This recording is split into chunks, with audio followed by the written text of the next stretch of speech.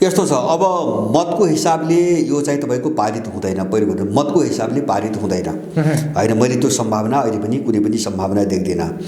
दोस्रो, तपाईँले उठाएको कुरोको सम्भावना कहाँ छ भने जो ध्वनि मत भन्ने सम्भावना त्यहाँ छ। किन भन्छ भने ध्वनि मत भनेको त्यहाँ मत गर्नु पर्दैन होइन, त्यहाँ मत पनि गर्नु पर्दैन, त्यहाँ मत पुगेको पनि हुँदैन। जस्तो केपी ओली पक्षले संसद चल्न नदिने भनेर हो हल्ला गरिरहेछ, हो हल्लाकै बिचमा एउटाले टेबलमा पेश गर्छ होइन। अनि जस्तो प्रचण्ड पक्ष तपाईँको बोल्दैन, अथवा केही एकाधले विरोध गर्ला, विरोधीहरूले विरोध गर्ला बोल्दैन, माधव नेपाल पक्ष कोही बोल्ने कोही नबोल्ने होला, त्यसपछि बहुमतले पारित भयो भन्ने जबरजस्ती गर्ने खालको एउटा प्रयास त्यो हुनसक्छ होइन, एउटा प्रयास त्यो हुनसक्छ। तर अब त्यो भयो भने नेपालको राजनीति एउटा गुणात्मक रूपमा नयाँ कोर्समा जान्छ भन्ने चाहिँ मलाई विश्वास छ। त्यो कोर्स भनेको के हो भन्छ भने यिनीहरू पनि बच्दैनन्। जस्तो म एउटा चाहिँ तपाईँको उदाहरण दिउँ, एमसीसी। जस्तो एमसीसीको जो यो नौटङ्की देख्नु पनि यो पारित गराउन अनुदान नाम दिएको यो चाहिँ षड्यन्त्र पारित गराउन जो नौटङ्की तपाईँको, त्यस कारणले यो पारित भयो भने के हुन्छ त भन्छ भने यो पारित भयो भने तपाईँ हामीले भन्दै आएको प्रजातान्त्रिक कोर्स अथवा चाहिँ तपाईँको यिनी दलहरू जति कुरो हुन्छ भने यो सबै चिजको तपाईँको अन्त्य हुन्छ, यो अन्तिम रूपमा चाहिँ तपाईँको समाप्त हुन्छ भन्ने मलाई लाग्छ। भने विश्व कहाँ गइसक्यो अहिले भन्छ भने माने एमसीसी त्योसँग जोडिएको मुद्दा हो भन्ने कुरा। विश्व कहाँ गयो भन्छ भने हिजो अस्ति मात्रै अब चिनिया र रसियन राष्ट्रपतिको बिचमा चाहिँ वार्ता भयो, भर्चुअल वार्ता भयो र अब रसियन समाचार एजेन्सीको समाचार हेर्नुभयो भने त्यहाँ भएका छलफलहरू धेरै चाहिँ बाहिर ल्याइने छैन भनेको छ, धेरै चिज गोप्य राख्ने भनेको छ। र अब पहिलो पटक सायद दुईटा राष्ट्रपतिको बिचमा भएको संवादलाई पहिलो पटक चाहिँ धेरै चिज गोप्य राख्ने चाहिँ उनीहरूले सार्वजनिक रूपमा घोषणा गरेका छन्। बाहिर जे कुरा आछन् त्यसमा दुईटा कुरो मात्रै बुझे पुग्छ भन्ने लाग्छ मलाई। एउटा चाहिँ चिनिया राष्ट्रपतिले के भने भन्छ भने अब यो बहुध्रुवीय भएर जो विश्व भयो, उनले बहुध्रुवीय शब्द प्रयोग गरेका छन्।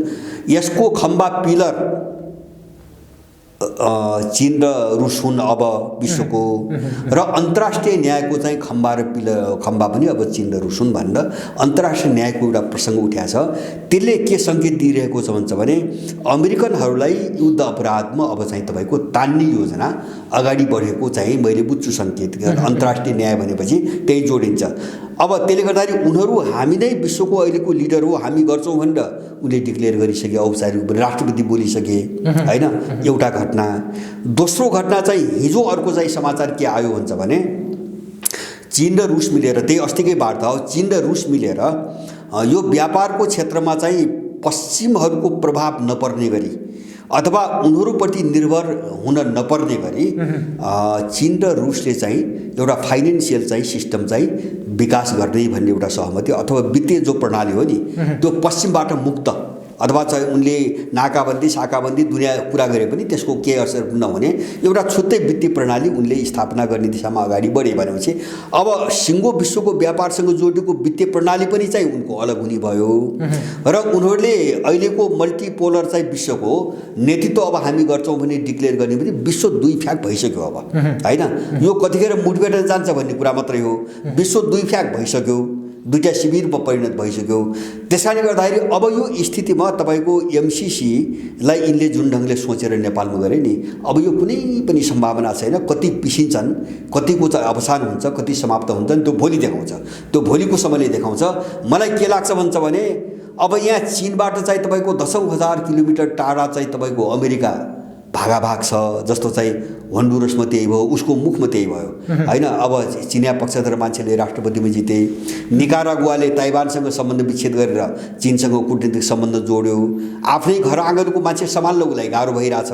अफगानिस्तानबाट ऊ भाग्यो भनेपछि अब चीनको सिमानामा आएर एमसीसी खेलेर अनि चाहिँ तिब्बत विभाजन गर्न सकिन्छ भन्ने त्यो सपना अमेरिकाको पनि त्यो दुस्वप्न हो र यहाँका दलालहरूको पनि त्यो के हो भन्छ भने त्यो अन्तिम चाहिँ तपाईँको विनाशको एउटा कडी हो। म त्यति मात्रै बुझ्छु। त्यसैले एमसीसी पारित भए पनि यहाँ चल्ने र अगाडि बढ्ने कुनै पनि प्रकारको सम्भावना मैले देख्दिनँ। त्यसको तपाईँले भने जस्तो रियाक्ट चाहिँ के हुन्छ ठ्याक्कै ठोस रूपमा भन्नुपर्दा नेपालमा के खालको परिवर्तन, कस्तो खालको परिवर्तन कहाँबाट हुन्छ भने? होइन, यस्तो हुन्छ। अब रियाक्सन दुई खालको हुन्छ। जस्तो उनीहरूले जुन ढङ्गले सम्झौता गरेका छन् नि त्यसका सबै प्रावधान हेर्ने हो भने र अस्ति भर्खरै पछिल्लो कालमा यो एमसिए बोर्ड भन्ने जो सिआईको बोर्ड छ नेपालमा, एमसिए नेपाल, यसले चाहिँ एउटा अमेरिकन कम्पनी होइन एउटा अमेरिकन सुरक्षा कम्पनीलाई उसले ल्याइसकेको छ आफ्नो सेक्युरिटीको नाममा सेफ्टी एन्ड सेक्युरिटी भनेको छ एउटा बचाउ र सुरक्षाको नाममा त्यो कम्पनी ल्याइसकेको छ त्यो कम्पनीको सबै तपाईँको प्रोफाइल हेर्नुहोस् ऊ चाहिँ अन्तर्राष्ट्रिय जगतमा साना कमजोर देशहरूमाथि के अरे हवाई आक्रमण र स्थल आक्रमण दुवै कोणबाट चाहिँ पुरै ट्रेनिङ दिने र चाहिँ सबै चाहिँ चिज उपलब्ध गराउने एउटा चाहिँ तपाईँको कम्पनी रहेछ त्यो होइन रहेछ ऊ चाहिँ सम्झौता गरेर यिनीहरूले आफ्नो सेक्युरिटीको नाममा ल्याइ नै सके अब यिनको एउटा के हुन्छ भन्छ भने जस्तो सम्झौतामा भएअनुसार यसको विरोध गर्ने अथवा एमसिसीको निम्ति समस्याको रूपमा देखा पर्ने सबै मान्छेहरूमाथि कारबाही गर्ने दमन गर्ने मार्ने यिनको त्यो सम्झौतामै त्यो बुदा छ अस्ति भर्खरै त्यो के अरे चाहिँ अमेरिकन कम्पनीसँग सहमति भइसकेपछि यो एमसिए नेपालको बैठक तपाईँको वेबसाइटमा हेर्नुहोस् यिनका निर्णय हेर्नुहोस् त्यो निर्णयमा के भनेको छ भन्छ भने सम्भावित चुनौती एमसिसीको अगाडि आइलाग्ने सम्भावित चुनौती समेत सामना गर्न सक्ने गरी उसले योजना बनाएको छ भनेपछि उनीहरू अब एउटा अत्यन्त हिंसक दमनको तयारी गरेर नेपालभित्र पसेका छन् र अब त्यस्तो कम्पनी पनि उनले भित्र्याएका छन् र अब त्यो कम्पनीको म्याद सक्यो भने के गर्छ भन्छ भने म्याद सक्यो भने अथवा त्यसैले पनि गर्न सक्ने भयो सुरक्षा चाहिँ तपाईँको बल पुगेन भनेर अमेरिकन सेनाहरू अथवा सुरक्षाका मान्छेहरूलाई पनि यहाँ ल्याउन सक्नुभयो अथवा थप सम्झौता गर्ने भए उनले बाटो खोले अहिले त्यो कम्पनीसँग सम्झौता गरेर उनले चाहिँ तपाईँको बाटो खोले भनेपछि उनी हिंसा र दमनको निम्ति आउँदैछन् आफ्नो काम अगाडि बढाउनुको निम्ति त्यसको प्रतिरोध हुन्छ एउटा कसरी हुन्छ होइन त्यसको प्रतिरोध अब भौतिक रूपमै त्यसको प्रतिरोध हुन्छ किन भन्छ भने उनले विरोध सहनन् उनले चाहिँ विरोध गर्नेहरू सबैलाई दमन गर्ने चाहिँ योजनाबाट आइरहेछन् होइन सम्झौतामा त्यो सबै प्रावधान छ उनका निर्णयमा त्यो प्रावधान छ जो खड्गबहादुर विष्ट पनि जो नेतृत्व गरिरहेको छ होइन उसको बैठकको त्यो माइनेट हेर्नुहोस् उनको वेबसाइटमा यहाँको स्थानीय सुरक्षा निकायहरूसँग समेत समन्वय गर्ने यहाँको सिडिओ यहाँको पुलिस यहाँको आर्मी सबैलाई उसले कोअर्डिनेसन गर्ने गरी आउँदैछ त्यो यिनको बैठकको निर्णय लेखेको छ वेबसाइटमा हालिएको छ भनेपछि सेना पनि त्यसले चलाउने हो पुलिस पनि चलाउने हो सिडिओ पनि चलाउने हो प्रष्टै किटेर लेखेको छ सेना पनि शब्द छैन उसले सिडिओको नाम छ पुलिसको नाम छ अथवा नेपालका चाहिँ सुरक्षा निकायहरू भनेपछि सेना पनि पर्यो भनेपछि एउटा चाहिँ तपाईँको विद्रोह हुन्छ उनको दमन उनको अपराधको विरोध हुन्छ विरोध भएपछि उनीहरू दमनमा आउँछन् दमन भए विद्रोह हुन्छ यसले एउटा राम्रो वातावरण बनाउँछ भन्ने लाग्छ मलाई होइन एउटा ध्रुवीकरणको राम्रो वातावरण बनाउँछ अब दोस्रो चिज के हो भन्छ भने एमसिसीको प्रावधान तपाईँको हेर्नुभयो भने त्यहाँ एउटा महत्त्वपूर्ण कुरा छ त्यहाँ के छ अमेरिकन कानुन लाग्ने कुरा छ होइन त्यो धेरैले भनिसक्यो अमेरिकन कानुन लाग्ने अब त्यससँग बाजिने नेपालका कानुन निष्क्रिय हुने कुरा मूल सम्झौतामै छ होइन अनि त्यहाँ दुईटा अरू कुराहरू छन् त्यहाँ दुईटा कुरा के छन् भने एमसिसी परियोजना माने संसदबाट पारित भयो भने नेपालमा होइन उनीहरूले भन्न चाहिँ सिमाना भूगोल त्यहाँ लेख्दाखेरि पूर्वाञ्चलदेखि मध्यपश्चिमाञ्चलसम्म भनेका छन् अब हामी सबै नेपाल कब्जाएर खोज्या भने बुझौँ होइन अब त्यो क्षेत्रमा के उत्पादन गर्ने भन्ने कुरामा नेपाल सरकारले हस्तक्षेप गर्न पाउँदैन अथवा चाहिँ उत्पादन के गर्ने भन्ने पनि नेपाल र नेपालीको छनौट अनुसार नहुने भयो होइन उत्पादन के गर्ने भन्ने निर्णय एमसिसीले गर्नुभयो एउटा र अब अर्को चिज त्यहाँ सम्झौतामा के छ भन्छ भने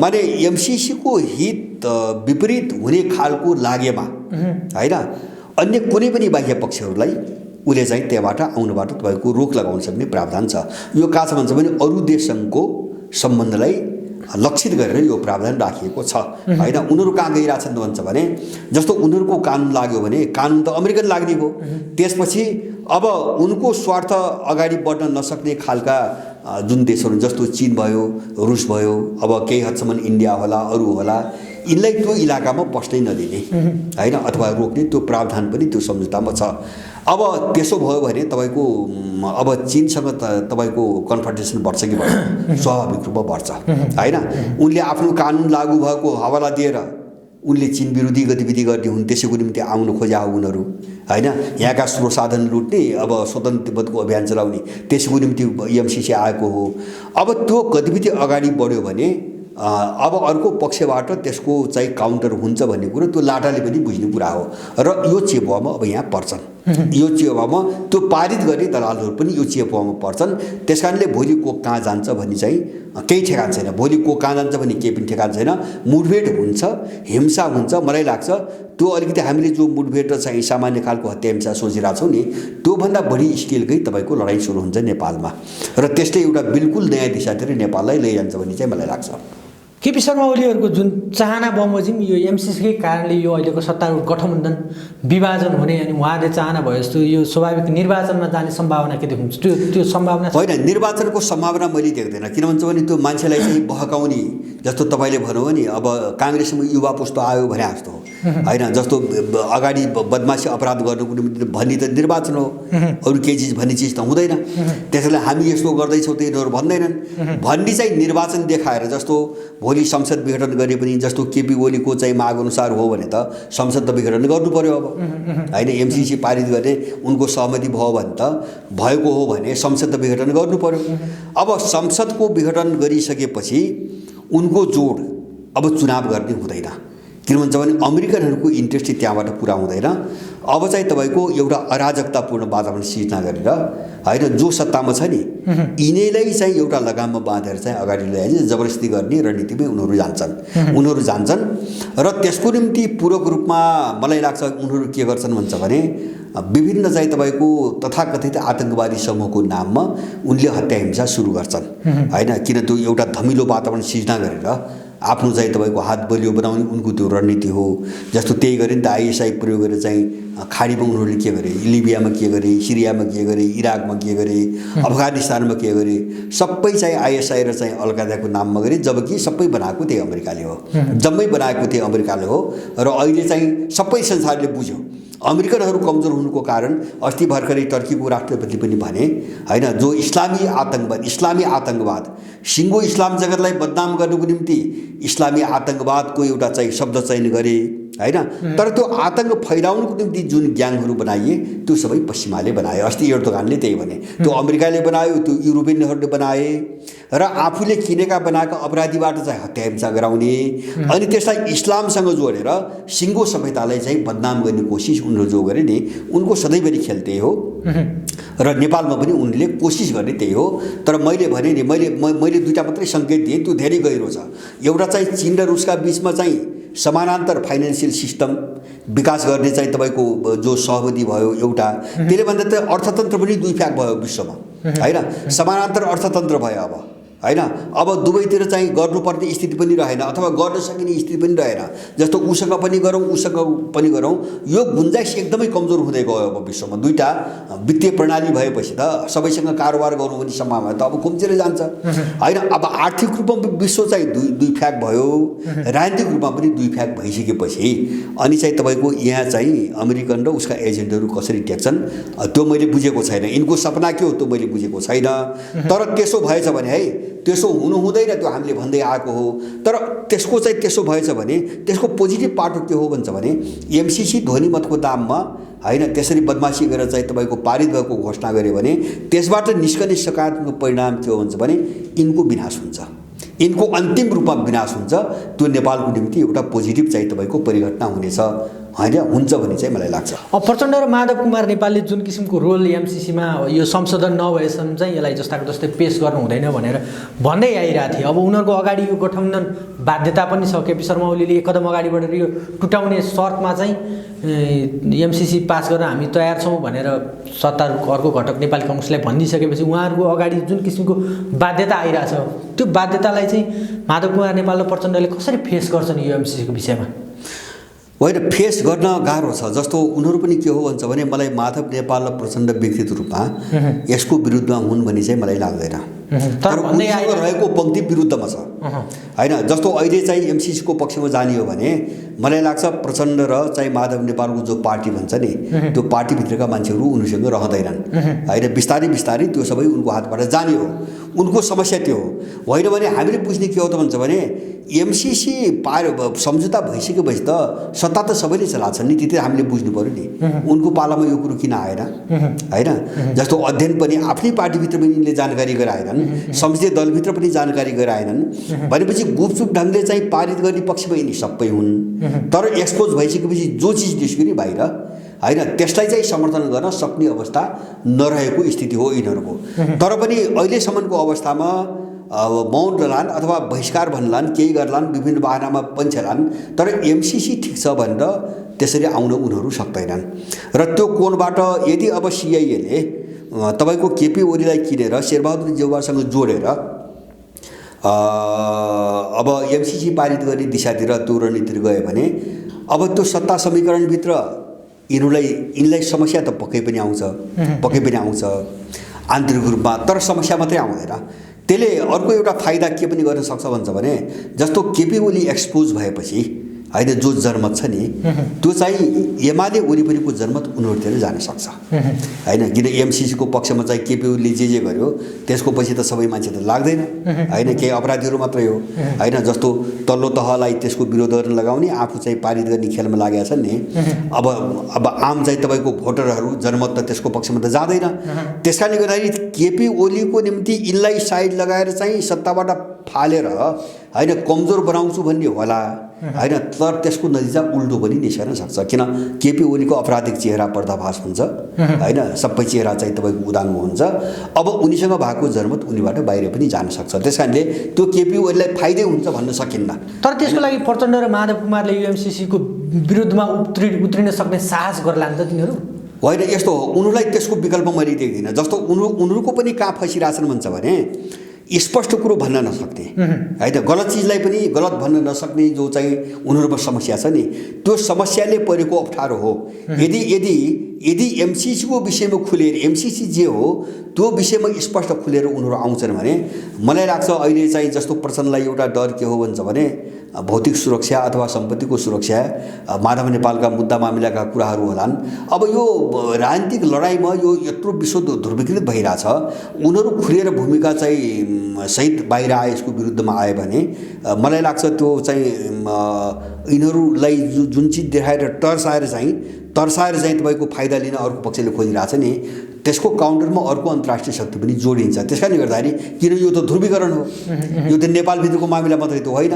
त मलाई के लाग्दैन भन्छ भने जस्तो प्रचण्डले यिनको काम गर्दासम्म चाहिँ ऊ चाहिँ प्रधानमन्त्री पनि बन्न हुने होइन, ऊ चाहिँ केपी ओलीको चाहिँ तपाईँको सारथी पनि बन्न हुने, अनि यिनको स्वार्थमा कतै यिनको बाजु भनेपछि अनि हेकका कुरा उठाउने होइन, ज्यानकेसका कुरा, यो अपराधिक मनोवृत्ति हो होइन।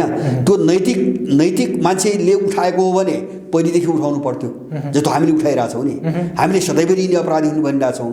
अनि चाहिँ यिनको स्वार्थ चाहिँ तपाईँको मिल्यो भने त्यो चाहिँ बडो राम्रो हुन्छ होइन, अनि चाहिँ यिनको स्वार्थ बाज्यो भने यस्ता खालका कुराहरू बारम्बार जो आइरहेछन् नि, जस्तो माधव नेपालका चाहिँ घोटालाका कुराहरू आइरहेछन्। केपी ओलीले के गरिरहेको थियो त्यो बेला, सँगै पार्टीमा हुँदाखेरि सत्तामा हुँदाखेरि केपी ओलीले के हेरेको थियो भनेपछि माने यो अपराधीहरूको फोरी खेल हो, एक प्रकारको फोरी खेल हो। तर तपाईँले भनेको एउटा कुरो मलाई के लाग्दैन भन्छ भने अब यो नेपालको मात्रै चाहिँ नितान्त नेपालीसँग मात्रै जोडिएको परिघटना नभएको हुनाले होइन, एमसिसी नभएको हुनाले अब यसको विरुद्धमा कोही चाहिँ खुलेर आयो, यो दलाल वृत्तभित्रै होइन, नेपाली छोडेर दलाल वृत्तभित्रै कोही खुलेरै तपाईँको उभियो भने पनि मलाई लाग्छ त्यसले त्यस्तो ठुलो जोखिम मोल्नुपर्ने स्थिति आउँदैन। किन भन्छ भने यो त मैले भने नि दुईटा विश्वका दुईटा शिविरको लडाइँ हो, यो त अब त्यो दिशातिर गइसक्यो। त्यस कारणले गर्दाखेरि त्यो असुरक्षा र त्यो चाहिँ तपाईँको जो एउटा सम्भावना हिजो थियो त्यो अब मैले देख्दैन। र बरु चाहिँ यो पास केपी ओलीले गर्यो भने केपी ओलीको जो स्वरूप देखाएको छ नि एमालेको नाममा यो चाहिँ रहन्न भन्ने चाहिँ मलाई लाग्छ। किन एमसिसी त यस्तो मुद्दा भइसक्यो नेपालमा कि त्यो नै अब प्रत्येक मान्छेलाई जाँच्ने र एउटा ध्रुवीकरण गर्ने एउटा एजेन्डा एमसिसी बनिसक्यो। त्यसैले एमसिसी पारित गरेर होहल्ला गरेर नौटङ्की गरेर होइन, उही दार्चुङ्गामा चाहिँ आफूले हत्याकाण्ड हो भन्ने अनि चाहिँ तपाईँको आयोगका रिपोर्ट दबा जस्तो गरेर केपी ओलीको राजनीति चल्छ भन्ने चाहिँ मलाई कति पनि विश्वास छैन। बनाउने निर्णय भयो। नम्बर 2, राष्ट्रिय दलको मान्यता प्राप्त गर्न प्रतिनिधि सभाको निर्वाचनमा 3% मत प्राप्त गर्नुपर्ने र प्रदेशको मान्यता प्राप्त गर्न प्रदेश सभाको निर्वाचनमा 1.5% मत प्राप्त गर्नुपर्ने प्रजातन्त्र विपरीतको कानुनी प्रावधान मत सीमा थ्रेसहोल्ड खारेज गराउन चालु भइरहेको पार्टीको सडक र सर्वोच्च अदालतमा चलिरहेको सङ्घर्षलाई निरन्तरता दिने निर्णय भयो।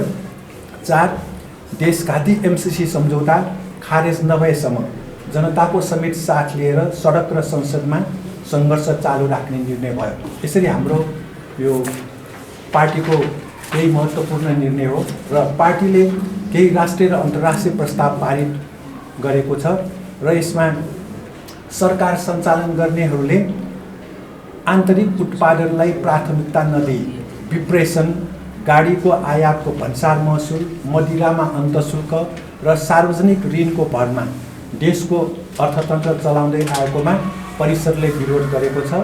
चालु आर्थिक वर्ष 78-79 को 4 महिनामा आयात 6 खर्ब 50 अर्ब रुपियाँभन्दा बढी भयो भने निर्यात 82 अर्ब रुपियाँको मात्र भयो।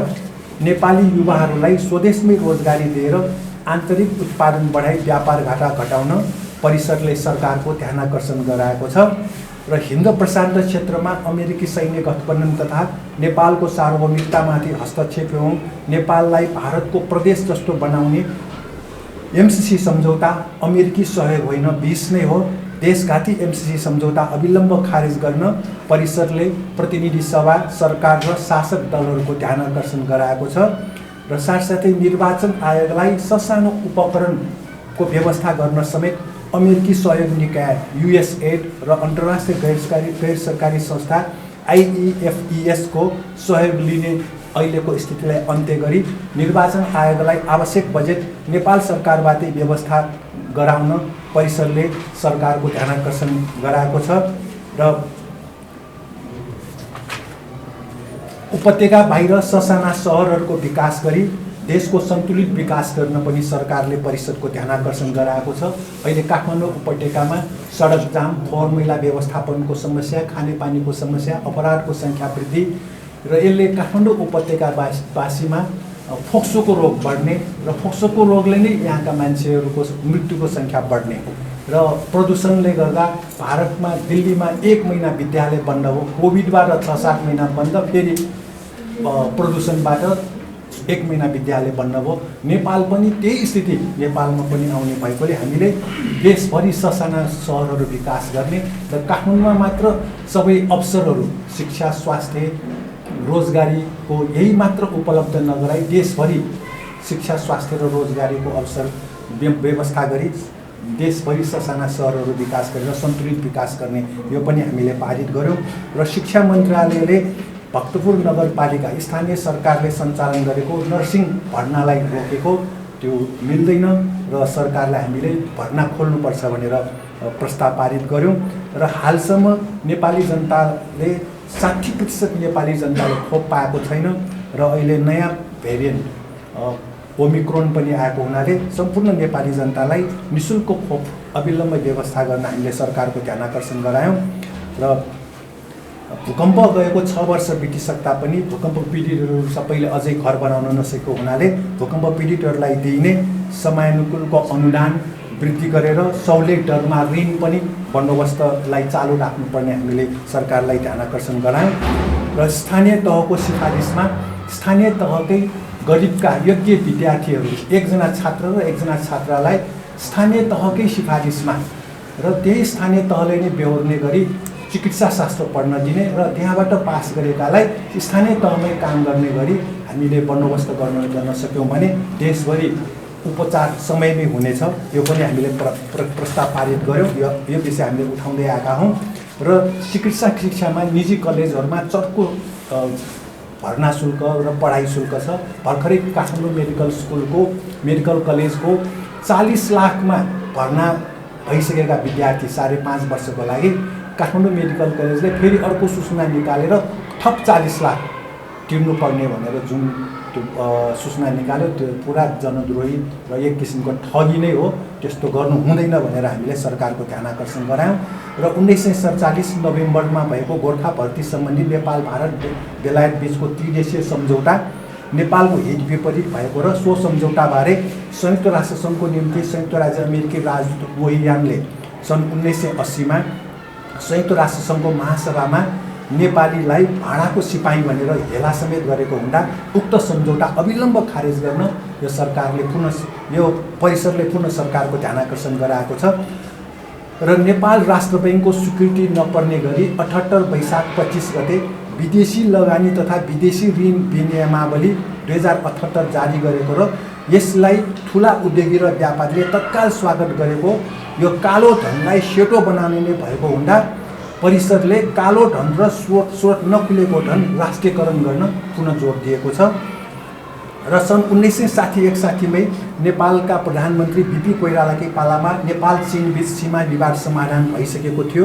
5औं पटक प्रधानमन्त्री भएका नेपाली कांग्रेसका देउबा सरकारले हुम्लाको नामखामा चीनबाट नेपालको भूमि मिचिएको भनी अध्ययन कार्यदल गठन गरेको, भारतबाट नेपालको 71 भन्दा बढी ठाउँमा 60,000 हेक्टरभन्दा बढी नेपाली भूमि अतिक्रमण भएकोलाई ढाकछोप गर्नु हो। भारतद्वारा नेपालको भूमि अतिक्रमण भएको अविलम्ब फिर्ता लिन परिषदले सरकारको ध्यानाकर्षण गराएको छ। र अन्तर्राष्ट्रिय प्रस्तावमा केही राख्न चाहन्छु। संयुक्त राज्य अमेरिका एउटा जातिवादी तथा फाँसीवादी देश हो। अमेरिकामा ताम्र वर्णका अमेरिकी, आदिवासी, अफ्रिकी अमेरिकी, हिस्प्यानियली, एसियाली अमेरिकी र अमेरिकी मुसलमानहरूमाथि विभेद जारी छ। अमेरिकी प्रजातन्त्र धनीमानीको लागि मात्र हो। 1% धनीमानीले अमेरिकामा निर्वाचनको निर्णय गर्छ। अमेरिकाले मङ्सिर 23 र 24 गते, डिसेम्बर 9 र 10 तारिकका दिन 110 देशलाई निम्ता गरी गरेको प्रजातन्त्र शिखर सम्मेलन झुठा हो। चीनको अभिन्न अङ्ग ताइवानलाई सो सम्मेलनमा निम्ता गरी अमेरिकाले चीनको आन्तरिक मामिलामा हस्तक्षेप गर्यो। नयाँ शीत युद्ध थाल्ने अमेरिकी साम्राज्यवादको चालबाजी यो परिषदले भर्सना गरेको छ। अमेरिकालाई प्रजातन्त्र र मानव अधिकारको परिभाषा गर्ने कुनै अधिकार नभएको पनि परिषदले ठहर गरेको छ। र अमेरिकाले हरित ग्यास उत्सर्जन, कार्बन बढी उत्सर्जन गर्ने देशको रूपमा अमेरिका नै हो। तर अस्ति ग्लास्गोमा नोभेम्बरमा भएको जलवायु परिवर्तनमा अमेरिकाले विकासशील तथा अति विकसित देशहरूलाई वातावरण मैत्री विकासको बाटोमा अगाडि बढ्न पर्याप्त आर्थिक सहयोग गर्ने प्रतिबद्धता जनाएको त्यो झुठा हो। र अमेरिकाको जलवायु परिवर्तनको लडाइँमा नेतृत्व गर्ने दाबी पनि विरोधाभासपूर्ण भएको परिषदले ठहर गरेको छ। र संसारमा कोभिड-19 को खोप विकास गर्ने सानो देश क्युबा हो। अमेरिकी नाकाबन्दीको कारण क्युबाले खोप उत्पादनको कच्चा सामान आयात गर्न पाएन। क्युबा विरुद्धको अमानवीय नाकाबन्दी हटाउन संयुक्त राष्ट्रसङ्घको महासभामा 29औं पटक 2 को विरुद्ध 184 देशले पारित गरिसकेको छ। 2 चाहिँ अमेरिका र इजरायलले मात्र नाकाबन्दी कायम गर्ने भनेर राखेको, अरू 184 देशले विरोध गरेको हो। क्युबा विरुद्धको नाकाबन्दी अविलम्ब हटाउन परिषदले माग गरेको छ। संयुक्त राज्य अमेरिकाले 70 वर्षभन्दा अगाडिदेखि प्रजल कोरिया विरुद्ध नाकाबन्दी लगाउँदैछ। कोरियाली प्रायद्वीपमा शान्तिको लागि संयुक्त राज्य अमेरिकाले प्रजल कोरियासँगको शत्रुतापूर्ण नीति त्यागेर स्थायी शान्ति सम्झौता गर्नु जरुरी छ। दक्षिण कोरियामा रहेको अमेरिकी सेना र हतियार फिर्ता गरी बिना बाहिरी हस्तक्षेप कोरिया पुनर्जीकरणको मार्ग प्रशस्त गर्नु आवश्यक छ। प्रजल कोरिया विरुद्ध उत्तेजना फैलाउने सम्पूर्ण गतिविधि अविलम्ब रोक्न र नाकाबन्दी हटाउन परिषदले माग गरेको छ। र चिनिया कम्युनिस्ट पार्टीको 100 वर्ष 2021 जुलाई 1 मा भयो, 100 वर्ष पुग्यो र पहिलो शतवार्षिकीमा चीनबाट गरिबी उन्मूलन गर्ने लक्ष्य हासिल भएको घोषणा भयो। साथै सबै जातिका चिनिया जनताको एकतासहितको आधुनिक समाजवादी देश बनाउने दोस्रो शतवार्षिकी लक्ष्य समयमै पुरा हुने विश्वास सहित चिनिया कम्युनिस्ट पार्टीलाई शुभकामना दिएको छ परिषदले। र संयुक्त राज्य अमेरिका, युरोप, भारत लगायत देशहरूले खोप राष्ट्रवाद नीति लिएको हुँदा परिषदले त्यसको विरोध गरेको छ। विकासशील र कम विकसित देशहरूलाई यथाशीघ्र खोप उपलब्ध गराई मानिसको जीवन रक्षामा योगदान पुर्याउन परिषदले माग गरेको छ। र एसिया महादेशमा नयाँ युद्ध थप्ने नियतका साथ अस्ट्रेलिया, भारत, जापान र संयुक्त राज्य अमेरिका सहितको 4 पक्षीय सुरक्षा मोर्चा क्वाड र अस्ट्रेलिया, बेलायत र संयुक्त राज्य अमेरिका संलग्न त्रिपक्षीय सुरक्षा मोर्चा अकस गठन गरिएको हो। हिन्द प्रशान्त क्षेत्रमा युद्ध भड्काउन निर्माण गरिएका ती सङ्गठन र तिनका गतिविधिप्रति परिषदले विरोध गरेको छ। परिषद युद्ध उत्तेजना बन्द गर्न संयुक्त राज्य अमेरिकी प्रशासनको ध्यानाकर्षण गराएको छ। यसरी राष्ट्रिय र अन्तर्राष्ट्रिय प्रस्ताव सहित केही निर्णयहरू मैले परिषदको राखेँ। अब बालुवाटार बैठकको म संक्षिप्त राख्छु। हिजो सम्पन्न सर्वदलीय बैठकमा त्यहाँ प्रधानमन्त्री शेरबहादुर देउवाले 2टा विषय राख्नुभयो। एउटा एमसीसी सम्झौताको विषय र अनि एमालेबाट भएको संसद अवरोधको विषय। एमसिसीको विषयमा प्रधानमन्त्रीजीले सुरुमै हामीलाई नै बोल्न सङ्केत गर्नुभयो र हामीले राख्यौँ र यसमा हामीले दफा 4 सम्झौताको दफा 4.2 एमसिसीले सहायक उपाध्यक्ष कम्प्याक्ट अपरेसन विभाग युरोप एसिया पेसिफिक तथा ल्याटिन अमेरिकालाई अतिरिक्त प्रतिनिधिको रूपमा नियुक्त गरेको छ भनेर सम्झौताको दफा 4.2 उल्लेख छ। यसको अर्थ हिन्द प्रशान्त क्षेत्रमा अमेरिकी सैन्य गठबन्धन नै हो भनेर हामीले जोडका साथ राख्यौँ र अमेरिकी दस्तावेजहरू अध्ययन गर्दा पनि यो साबित हुन्छ। अमेरिकाको रक्षा विभागमा लेखिएको दस्तावेजहरू राखिएको दस्तावेजहरू हामीले अध्ययन गऱ्यौँ भने यो हिन्द प्रशान्त क्षेत्रमा अमेरिकी सैन्य गठबन्धन नै साबित हुन्छ। यो दफा 4.2 एसिया युरोप पेसिफिक ल्याटिन अमेरिकासम्मको कुरा उल्लेख छ प्रतिनिधि नियुक्ति गर्ने। र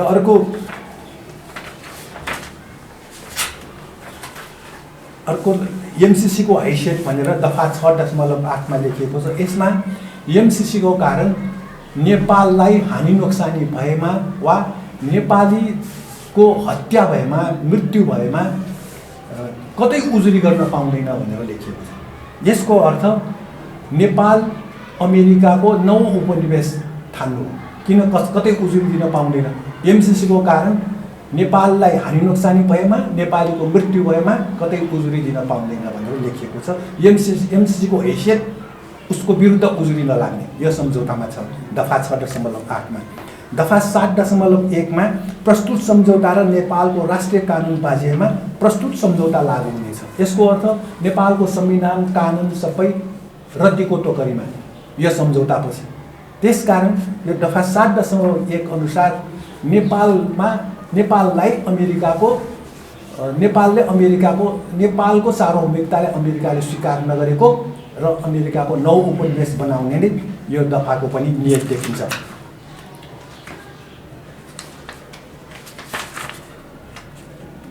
यो सम्झौतामा नेपालको तर्फबाट सन् 2017 सेप्टेम्बर 14 का दिन सन् 2000 विक्रम सम्वत 2074 भदौ 29 गते नेपालको तर्फबाट तत्कालीन अर्थमन्त्री नेपाली कङ्ग्रेसका ज्ञानेन्द्रबहादुर कार्की र अर्कोतर्फ एमसिसीको प्रमुख कार्यकारी अधिकृत कायम मुकायम जोनाथन जी नास भनेर हस्ताक्षर गरेका थिए र यसको अनुसूची 1 मा यो एमसिसीको सहयोगले प्रसारण लाइन भनेर लेखेको छ विस्तार गर्ने।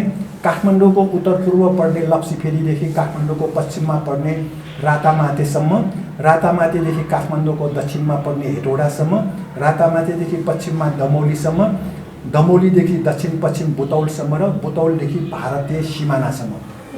विद्युत प्रसारण लाइन भारतीय सिमानासम्म जोडेपछि नेपालको जलविद्युत सबै भारत हुँदै सिङ्गापुरसम्म लैजाने यो सम्झौताको नियत हो। नेपाललाई अन्ध्यारोमै राख्ने, नेपालीलाई भारतको महँगो ग्यास बोकाउने, कोइलाको धुवाँ यतै आउने, हाम्रो जलविद्युत जति भारत हुँदै सिङ्गापुरसम्म पुर्याउने। त्यसकारण यो देशघाती सम्झौता हो र यो अमेरिकाले भारतको निम्ति नेपालसँग ल्याएको एमसिसी सम्झौता हो। यो नेपाली जनताको हितमा छैन भनेर हामीले हिजो स्पष्टसँग सर्वदलीय बैठकमा राख्यौँ र त्यसपछि अनुसूची 5 क मा सरकारले एमसिसीलाई सार रूपमा चित्त बुझ्ने योजना तयार पारी पठाउनु पर्नेछ र त्यस्तो योजना पठाउँदा भारत सरकारले सो योजना समर्थन गरेको हुनुपर्नेछ। नेपालको योजनामा भारत सरकारले समर्थन गरेको हुनुपर्नेछ भनेर अनुसूची 5 क मा लेखिएको छ र यसको अर्थ नेपाल सार्वभौम स्वतन्त्र देश होइन, भारतको प्रदेश जस्तो यो सम्झौताले ठानेको छ। त्यसकारण यो देशको हितमा छैन भनेर हामीले हिजोको सर्वदलीय बैठकमा स्पष्टसँग राख्यौँ र हिजोको सर्वदलीय बैठकमा हामीले यो संशोधनको कुरा पनि अब माओवादीले एकीकृत समाजवादी पार्टीले कहिलेकाहीँ नेपाली कङ्ग्रेसले नै जस्तो शेरबहादुर देउवा प्रधानमन्त्री आफैले यो बाढी पीडितहरूको अध्ययन भ्रमणमा जाँदा पत्रकारहरू साथीहरूलाई एमसिसीबारे सोध्नुहुँदा संशोधन हुने सम्भावना छ भन्नुभएको थियो। वास्तवमा यो संशोधन नहुने भनेर एमसिसीले जेठ 18 गते नेपाल सरकारलाई पठाएको प्रश्नको जवाफमा एमसिसीले 4 ठाउँमा अहिले आएर एमसिसी संशोधन हुँदैन, जे छ त्यो पास गर्नुपर्छ भन्ने अडान यो एमसिसीको जवाफमा लेखिएको छ। र हिजो हामीले यो दफा दफा सबै एमसिसीको देशघाती दफाहरू हामीले प्रस्तुत गरेपछि प्रधानमन्त्री शेरबहादुर देउवाले कहाँ छ भनेर हामीसँग सोध्नुभयो। उहाँको हातमा युवराज सङ्ग्रौलाको यो एमसिसी सम्झौताबारे टिप्पणी, उहाँहरू हामीभन्दा अगाडि नै 4 दल नेपाली कङ्ग्रेस, माओवादी, दाहाल र एकीकृत समाजवादी पार्टी र जसपा उपेन्द्र यादव 4 पार्टीको त्यहाँ बैठक भइरहेको थियो। हामी त्यहाँ कोठामा पुग्दा उहाँहरू त्यहाँ हुनुहुन्थ्यो र रामशरण महत, डाक्टर रामशरण महतले स्पष्टीकरण दिँदै हुनुहुन्थ्यो, यो राम्रो छ, यो देशको फाइदा छ भनेर एमसिसीको पक्षमा। पछि हामीले दफा दफामा यो देशघाती सम्झौता हो भनेर प्रस्तुत गरेपछि शेरबहादुर देउवाले खोइ कहाँ छ भनेर यो कागज देखाउनु। यो कागज के हो भनेर हामीले हेर्दा युवराज सङ्ग्रौलाको मिलेनियम च्यालेन्ज कम्प्याक्ट सम्बन्धी टिप्पणी रहेछ। त्यो विषय उहाँहरूले छलफल गरिराख्नु भएको 8-10 कपी ज्ञानेन्द्रबहादुर कार्की मन्त्रीजीसँग पनि यो थियो, हामीले 1 कपी ल्यायौँ। पछि तपाईँको त्यो सम्झौता भए त्यसैमा छ भनेर भन्दाखेरि शेरबहादुर देउवाले खोइ कहाँ छ भनेर यो युवराज सङ्ग्रौलाको पाना पल्टाएर यसरी हेरिराख्नु भएको थियो। अनि म आफै उठेर प्रधानमन्त्रीकै यो हातैसँग पुगेर यो हेर्दाखेरि युवराज सङ्ग्रौलाको टिप्पणी, यो होइन सम्झौता चाहिँ यहाँ यो हो। यो चाहिँ यो रातो निलो पुस्तक छ, त्यो निलो पुस्तक संसद सदस्यहरू सबैलाई अगाडिपट्टि अङ्ग्रेजीमा, नेपालीमा, पछाडिपट्टि अङ्ग्रेजीमा अनुवाद र अङ्ग्रेजी डकुमेन्टमा सही भएको हो, नेपाल र अमेरिकाको बिचमा त्यसको अनुवाद अगाडिपट्टि छ। यो हेर्नुपर्छ भन्दाखेरि उहाँहरू शेरबहादुर देउवा प्रधानमन्त्रीलाई अहिलेसम्म एमसिसी सम्झौता कुन हो भन्ने कुरा थाहा नभएको देखियो हिजोको घटनाले। अनि उहाँले खोइ लिएर आउनु भनेर भन्नु त भयो, तर कसैले ल्याइदिएन। स्थिति यो भनेपछि प्रधानमन्त्रीलाई कि गुमराहमा राखेको हुनु पर्यो हिजोको त्यो दृश्यले, नभए चाहिँ प्रधानमन्त्री आफैलाई थाहा भए पनि खोइ भनेर त्यहाँ तार्न खोजेको देखियो। हुन त उहाँकै नेतृत्वमा 74 सालमा उहाँकै अर्थमन्त्रीले अमेरिकाको यो एमसिसीसँग सही छाप पाएको हो। र यसरी हामीले हिजो बुझ्दा अब माओवादीका पुष्पकमल दाहालले सहयोग फिर्ता पठाउने होइन, जनतामा भएको भ्रम हटाउनुपर्छ भन्ने चाहिँ बोल्नुभयो पुष्पकमल दाहालजीले। र त्यसपछि एकीकृत समाजवादीका बेदुराम प्रसादजीले पनि यो यतिकै पास हुँदैन भन्नाले संशोधनको सङ्केत गर्नुभयो। र त्यसपछि बाबुराम भट्टराईले म आफै प्रधानमन्त्री हुँदा सन् 2011मा अमेरिकन राजदूत आएर यो सुरु गर्नलाई मलाई भनेको हो, त्यसपछि मैले सुरु गरेको हो, यो एकदमै सहयोग हो, यसलाई अगाडि बढाउनुपर्छ, संसदमा लैजाउँ भन्नुभयो। हामीले भन्यौँ तपाईँले त्यो अगाडि बढाएकै गलत भयो, तपाईँले गलत काम गर्नुभयो भनेर हामीले भन्यौँ। र त्यसपछि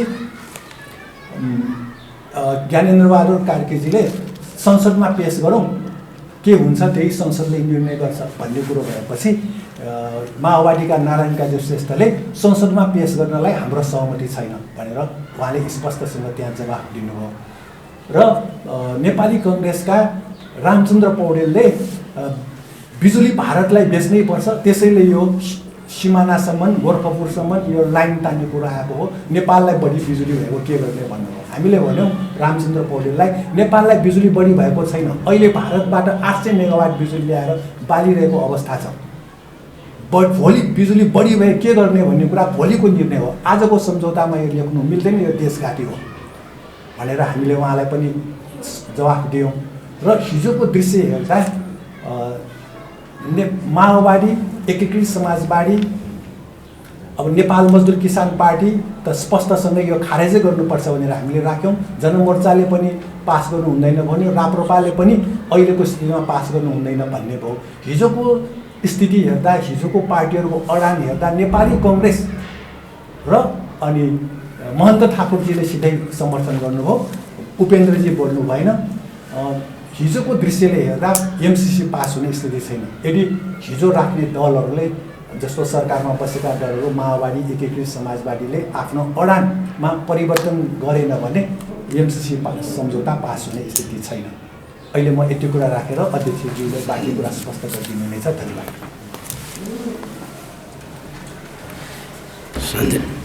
पत्रकार मित्रहरू, पार्टीको विषयमा उहाँले बोलिहाल्नुभयो है। अब केही दिन अगाडि बुधबारको दिन भारतीय रक्षा मन्त्री राजनाथ सिंहले के बोल्नुभयो भने केही नेपालमा यस्ता तत्त्वहरू सक्रिय छन् जो नेपाल र भारतको सम्बन्धले बिगार्नु खोज्छन् भनेर उहाँले भन्नुभएको छ। र पत्रिका समाचार पत्रको एक पुसको पत्रिकामा छ। साथसाथै त्यसले केही तत्त्व भनेको चिनलाई भनेको सङ्केत